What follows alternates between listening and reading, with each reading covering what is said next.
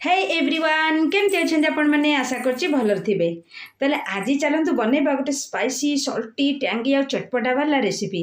तबे चलतु बनैबा आ आशा करी वीडियोटी आपण मन भल लगे। आ जदि भल लगे मो चैनल को गोटे लाइक करेंगे, शेयर करेंगे और गोटे सब्सक्राइब करदेवे।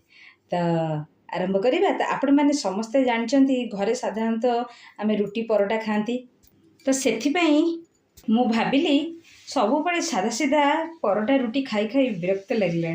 तो आज चल किसी गोटे चटपटा वाला रेसिपी बनैबा। तो फास्ट मु आलू बसईदेली। तो आपण मैंने बुझी सारे मु कौन बनवा चाहूँगी। जी हाँ, आलू का पराठा माने आलू पराठा। तो ये आलू पराठा बनवाई मु प्रथम कौन करी ना, आगे 4टी आलू बसईदेली। तापरे 2 कप अटा मुझे अटारे टिके लुण हाफ टी स्पून माने 1 टीस्पून माने ऑयल बा तेल पकई देकी ताकू गोटे मीडियम कंसिस्टेंसी डो बनै देछि। तो तापरे मु ताकू टिके मीडियम साइज रो लुई काटी देछि। आपण माने एठी देखि पारथिबे बढ़िया से चिकन करके अटाटा को दली देबे। तापरे एठी मोर देखते आलू भी बॉयल होइकी सिझिकी रेडी हो गलानी। तापरे एठी मु किछि वेजिटेबल्स नहीं। तो आलू परोटा पाई आपण जेकोसी वेजिटेबल ऐड कर पारे। मुझे नहीं ऑनियन, कैरट आउ किछि कोरिएंडर लीव्स आउ किछि ग्रीन चिली आउ जिंजर। आपण चाहिए ए कैप्सिकम नहीं पारे, आपण चाहिए बीट नहीं पारे, आपण चाहिए बीन्स नहीं पारे, आपण चाहिए ग्रीन मटर नहीं पारे। सब जेकोसी परिया ऐड कले ये चलो। आटा बहुत भी हेल्दी आउ बहुत माने भल टेस्टी भी हम। तो प्रथम नवा आम गोटे बाउल से सिझेकी रखि आलू को ऐड करदे। तापर काटिकी रखि वेजिटेबल्स ऐड करदे। आप जहाँ जहाँ वेजिटेबल्स नहीं सब ऐड करदे। किंतु हाँ, वेजिटेबल्स एकदम टिक टिक एकदम छोट छोट चपर रे काटला भाया आपन काटिदेवे, ना से बेलिला बेले दिक्कत हम। तो तापर मुझे जहाँ जहाँ मोर काटिकी रखी ऐड करदेली। तापर ये मु सब गुड़िक चपर रे ही काटी। तो आपण मैंने जदि चपर रे काटिबे सेटा बहुत बढ़िया ही माने एकदम बारीक से काटिबो आ बढ़िया भाव में सेटा परोटा बेलिला बेले किसी असुविधा हम ना। तापर आम नवा किसी स्पाइसेस जमती कि मुझे नहीं काश्मीर लाल मिर्च पाउडर फॉर कलर। तापर टिके चटपटा टैंगी नहीं चाट मसला आउ टिके भल फ्लेवर आसापी नहीं गरम मसला।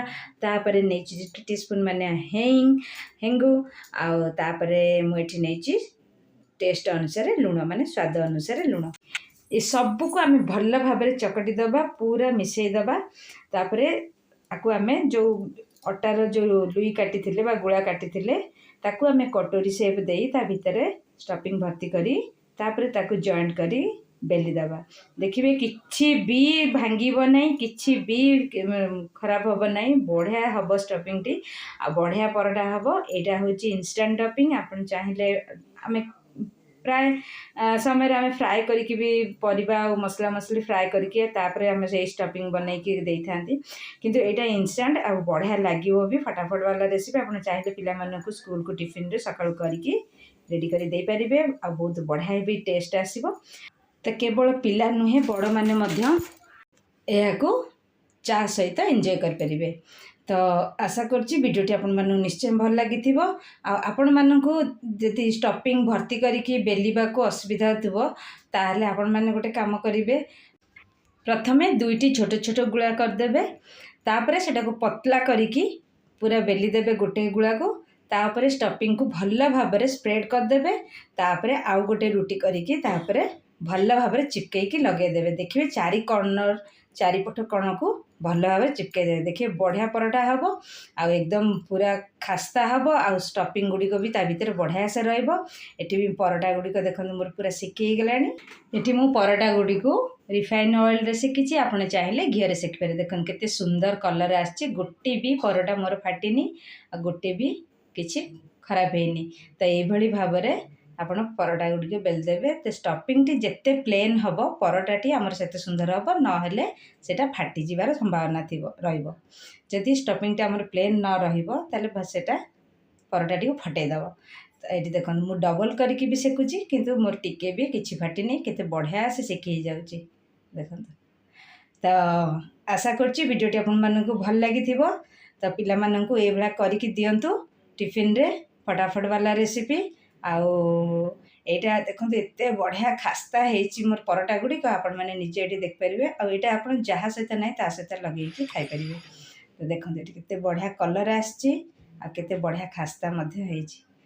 आमे आकु सॉस रे मु ताकु सॉस पकई दी मो पुक देली से खाइला कहला मामा सत्तर बढ़िया ହେଇଛି तमे टिके चाख तो मु भी चाखिली एटी केते बढ़िया ହେଇଛି आ ता भितरटा भी देखंतु पूरा भरी भरी की स्टफिंग रहिछि केते बढ़िया देखा भी जाउछि स्पष्ट देखंतु ता भीतर केते स्पष्ट देखा जाउछि मैं आपण मानु पूरा क्लोजली देखौछि केते बढ़िया से स्टफिंग गुडी को भर्ती ହେଇକି ରହିଛି बढ़िया से लागिछि आ एकदम बढ़िया टेस्टी थिला। तो आशा करछि आपण मानु वीडियो टी भल लागिवो तेबे रहिली have a good day enjoy.